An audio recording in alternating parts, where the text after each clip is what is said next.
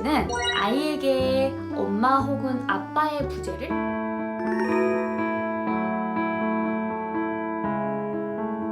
반갑습니다. 안녕하세요. 네, 일단 우리 신청자분들한테 자기소개 한번 부탁드릴게요. 안녕하세요. 저는 29살 윤민채라고 하고요. 10살 아들 성현이랑 함께 살고 있습니다.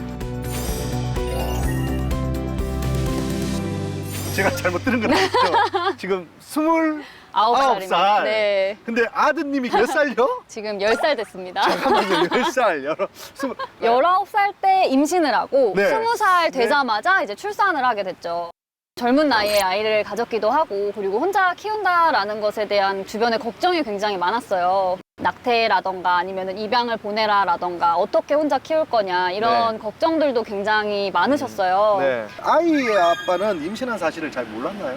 아니요, 알고 있고요. 알고 있었어요? 네. 이제 그분도 나이가 좀 20대 초반이셨고 그렇군요. 그러다 보니까 네. 아직 마음의 준비도 안 됐고 경제적으로 좀 많이 힘들 것 같다라고 네. 해가지고 네. 이제 좀 다른 선택을 하게 됐어요. 연락은 또 이렇게 종종 안부 묻고 네. 저희 아이 이렇게 잘 크고 있다 그냥 이런 네. 거 종종 알려주고 소식도 묻고 그래요. 집에서는 어떻게 반대하거나 그러진 않으셨습니까? 저희 집에서는 저희 엄마가 굉장히 이제 저를 굉장히 독립적으로 키워주셨어요. 아, 예, 예. 그러다 보니까 아이를 혼자 낳겠다고 결심한 것부터 이제 이런 계획을 짜가지고 네. 엄마한테 이제 말씀을 드렸어요. 그래서 저희 엄마는 이제 응원해 주시고 잘 키워보라고 하셨어요. 우선은 아이를 낳기 전까지 일을 할 수 있으니까 네. 온갖 알바들을 다 했었던 것 같아요. 뭐 예를 들어서 이제 택배 물품 전달해주는 알바라던가 네. 아니면 이제 공장에서 식빵 까는 그런 식품 공장에서 일을 네. 한다거나 네. 혹은 액세서리 부업에서 이제 큐빅 붙이는 이런 것들을 조금 하면서 육아용품들을 출산용품들을 좀 마련을 했었던 것 같고요. 네. 제가 이제 출산을 혼자 해야 되다 보니까 네. 막 이런 준비들을 철저하게 해놓고 네. 그리고 나서 삼겹살을 사놨어요. 왜? 삼겹살은 왜? 왜냐하면 진통이 오면 기름진 걸 못 먹잖아요. 네. 그리고 또 힘을 줘야 되는데 제가 네. 혹시라도 공복이면 힘을 못 줄까 봐 미리 준비를 해놓은 거예요. 야. 혼자서. 아침에 진통이 왔어요. 네. 아침에 진통이 와서 이제 씻고 출산 가방 다시 확인을 하고 그러고 나서 이제 나 삼겹살 혼자 꺼내가지고 열심히 아침부터 구워 먹었어요. 진통이 오는 와중에. 야, 그래서- 웃기다 웃겨 진짜. 네.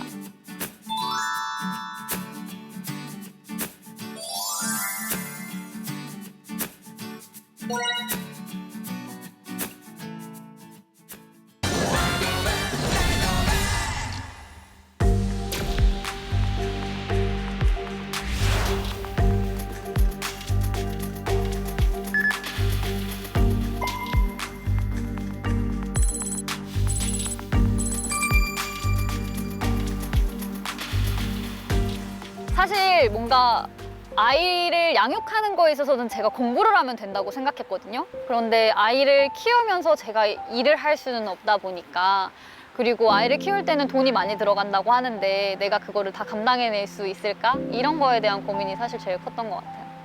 예를 들어 그런 거예요. 뭐 숙주나물 이제 3,000원어치 사가지고 그걸로만 끼니를 때운다던가 아니면은 이제 아이를 어린이집에다가 저녁까지 일부러 보내요. 그러면 저녁에서 그 어린이집에서 저녁을 먹여주거든요. 그럼 그렇게 해서 데리고 온다던가. 어떻게 보면은 정말 굶는 날이 훨씬 더 많았을 정도로 저는 많이 굶고 아이는 이제 어린이집에서 계속 먹이고 오고 이 생활을 좀 한동안 반복을 했었었죠.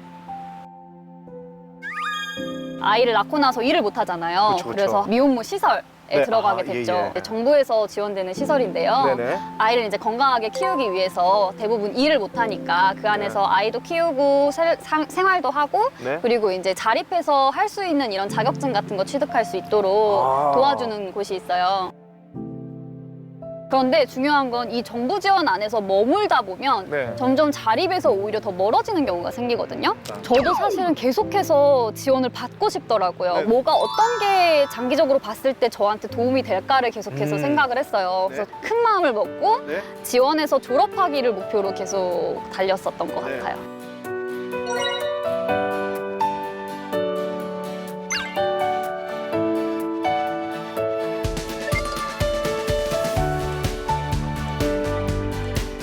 저는 지금 3잡을 하고 있어요.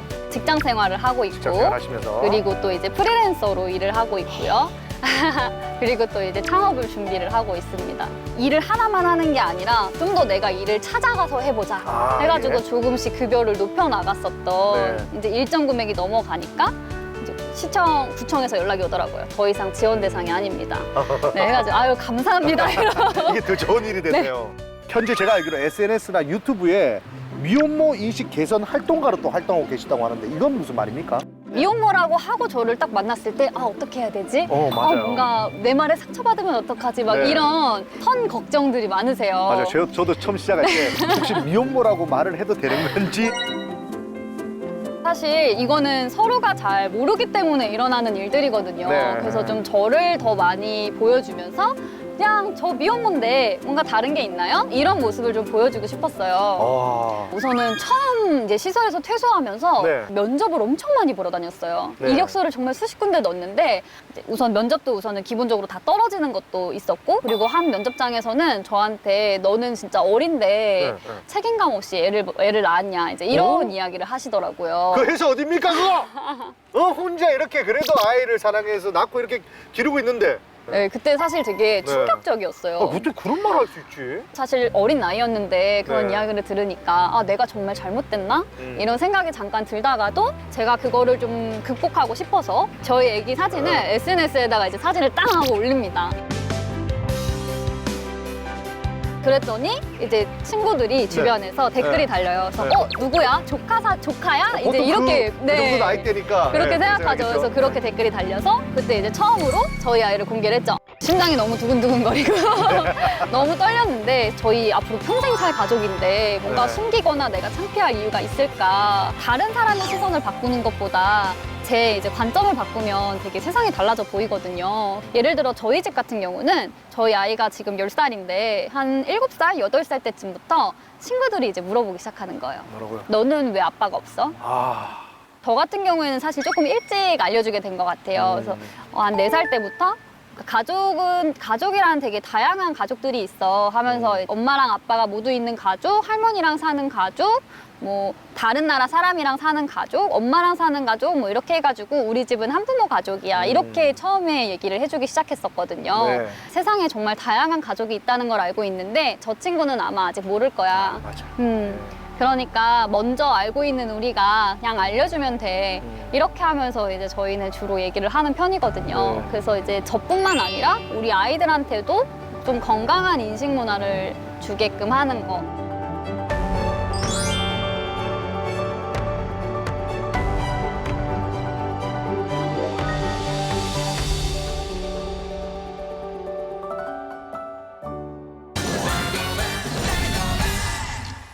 나한테 바라는 게 있다면 한마디 해주세요. 저는 지금 나라에서 한부모라고 증명할 수가 없어요. 왜요? 한부모 지원을 받는 대상들만 한부모 증명서를 받을 수가 있어요. 이제 차이가 경제적 있거든요. 자립을 해버리니까. 네. 그래서 뭔가 좀 의아했어요. 이게 소득 수준이 낮아야 한부모가 되는 건가? 뭔가 다른 이런 한부모 혜택 같은 것도 전혀 네. 받을 수 없는 상황이 돼버리거든요. 네네네네. 한부모 증명서를 발급받을 수 있어서 그냥 경제적인 자립을 하더라도 한부모로서 증명을 할 수 있었으면 좋겠고요. 한부모들이 자립을 할 수 있도록 지원의 벽을 넘어가지 못하는 그런 부분들을 좀 해소하고자 네. 급여 소득 수준에서 넘어갈 때쯤에는 네. 좀 유예 기간을 줘서 단계적으로 지원을 좀 마련해 주셨으면 좋겠습니다. 한부모 가정들이 사회적, 경제적인 자립을 할 수 있도록 단계적으로 지원을 개선해 나갔으면 좋겠습니다.